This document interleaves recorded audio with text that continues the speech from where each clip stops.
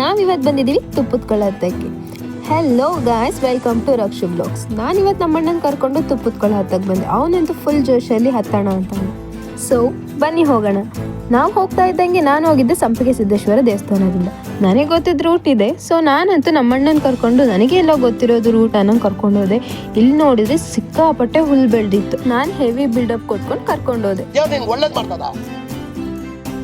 ನಾವು ಹತ್ತಕ್ಕೂ ಮುಂಚೆ ಈ ಆಂಟಿ ಎಕ್ಸ್ಪೀರಿಯನ್ಸ್ ಕೇಳಿ.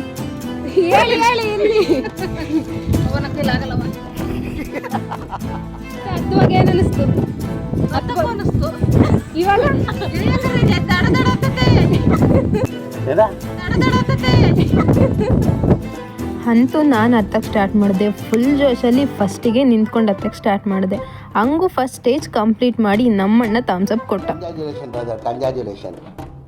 ವ್ಯೂ ಮಾತ್ರ ನೋಡೋಕೆ ಸಖತ್ತಾಗಿತ್ತು, ಆದರೆ ಸಿಕ್ಕಾಪಟ್ಟೆ ಗಾಳಿ ಗಾಯ್ಸ್.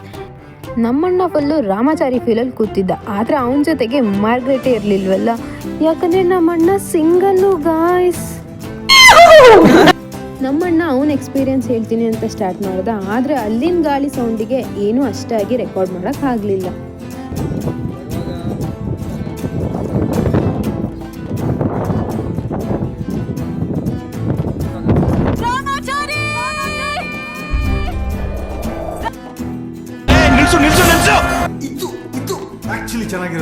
ಹಿಂಗೆ ಸ್ವಲ್ಪ ಫನ್ ಮಾಡ್ಕೊಂಡು ಕೆಳಗಡೆ ಇಳಿದ್ವಿ.